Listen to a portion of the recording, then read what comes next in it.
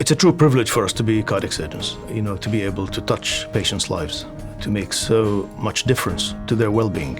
I'm Yasir Abu-Omar, cardiac surgeon. My practice is very diverse.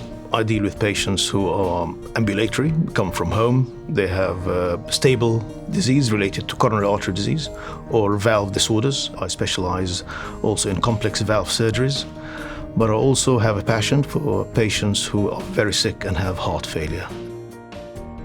So we can offer every treatment that our patient requires here at university hospitals.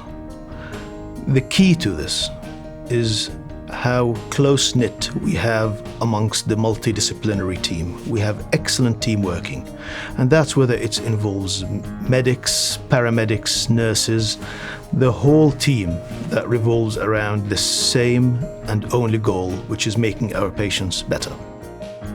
It's a partnership that we establish with our patients. The journey starts from well before surgery, explaining to them the disease process, how this is going to evolve, what's going to happen with the surgery and after the surgery, and really integrating their family into the whole discussion is really part of the art of what we do, and it is as critical as performing good surgery to achieve the best result for these patients.